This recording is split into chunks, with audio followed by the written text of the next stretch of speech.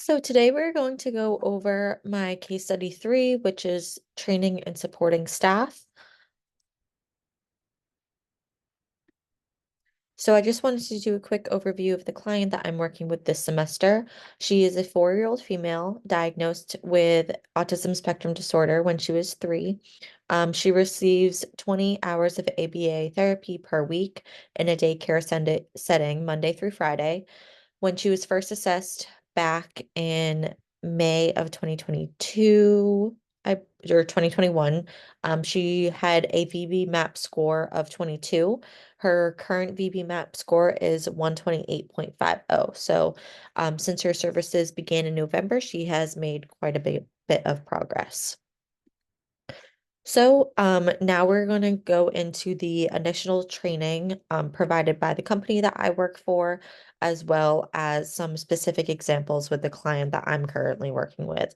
So with my company, when you first get hired, if you are not already an RBT, you go through the 40-hour RBT training, which is followed by the competency exam.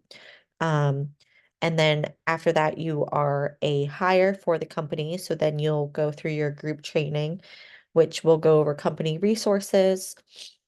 And then you'll have a one-on-one training. For my specific client, I then had a training where I shadowed the teacher in the daycare setting where my client will be receiving her sessions. And I shadowed the teacher on day 1 while I paired with the client. So the client was present while I just shadowed the teacher, and the teacher was not trained in ABA, but I was just shown the materials in the classroom, what their schedule was like, things like that. And then for the first week, I had supervision with my BCBA via telehealth.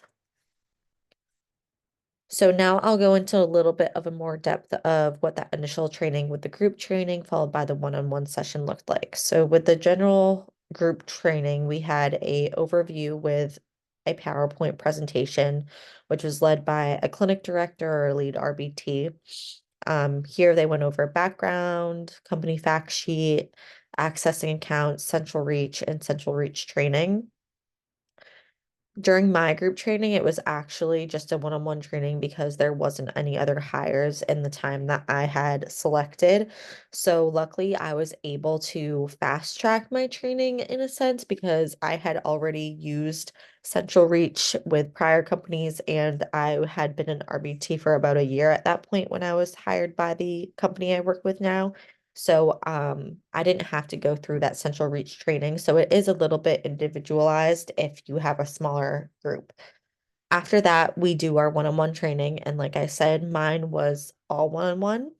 And here is where they'll do the mock session note.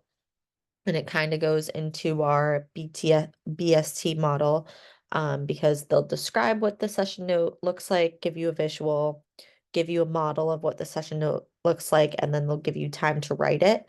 Once you write it, the lead director or RBT will then give you feedback on what to change in the session note, if it was all good, and give you live feedback. So that was our initial training. And I just wanted to go over what the behavioral skills training is. Just move myself over here for a second so you can see. So just an overview, behavioral skills training is when there is an operational definition of the skill. You then model the skill. You then ask the person you're teaching to role play or practice that skill. There's performance feedback given, and you repeat that practice until mastery.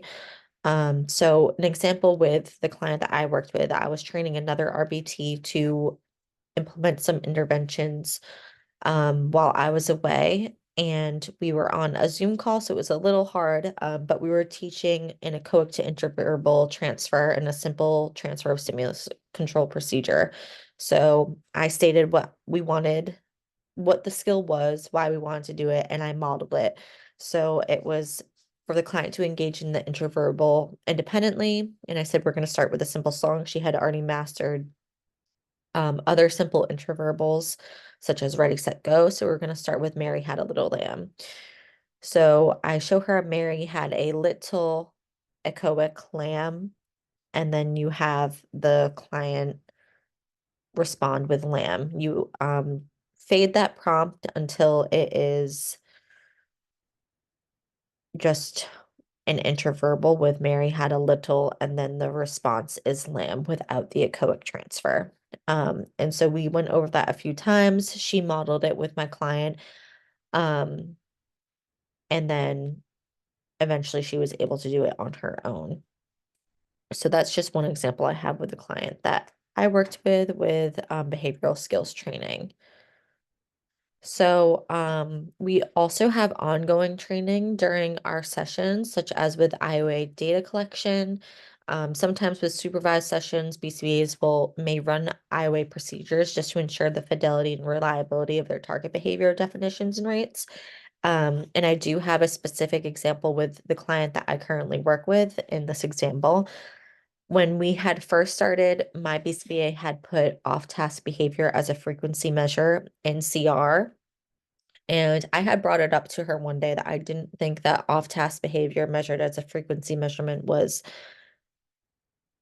accurate. I thought it might have been better if it was duration, but she had defined it as any engagement in any task or activity other than the assigned task or activity. So she was thinking like any task that the client engages in will be counted as one, right? But it was hard in session to really differentiate between the different tasks that she was engaging in when she was supposed to be doing, say, signing her name in. Sometimes she would walk around the room, sometimes she would take a puzzle out, sometimes she would go up to her friends, sometimes she would stand at the door.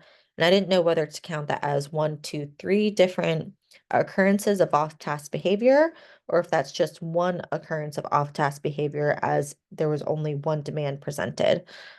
So we took IOA data and we had different significantly different frequency measurements. So after that we changed it to duration data, so it was more of how much time is she engaging in off-task behaviors rather than how many off-task behaviors is she engaging in, if that makes sense. And that's just one example how you can work with the BCBA just to make sure your operational definitions are clear so that anyone running the session can do so. Um, and I just want to also go over some future training and recommendations I have for the company that I currently work with and with the client that I currently work with. So as I said, I was an RBT prior to starting with this company. And with companies that I've worked for in the past, they do have quarterly trainings with all RBTs, which is really helpful. And mine doesn't currently offer that. Also, any type of in-person training would be beneficial. The company I currently work for does not have a clinic in my area, as so all sessions are either run in schools or daycare settings or in home because our clinic is over 3 hours away in our state. So it's really hard to do those in-person trainings, but if we did have some type of, even telehealth trainings, I think it would be beneficial, especially for those newer RBTs that might not have specific training on interventions such as DTT. For my specific client, DTT isn't really an intervention that she needs or that we're running, but if there are other clients um, in our ABA company that do need that, having a specific skills training on DTT might be beneficial. And that's it. Thank you for watching. Bye-bye.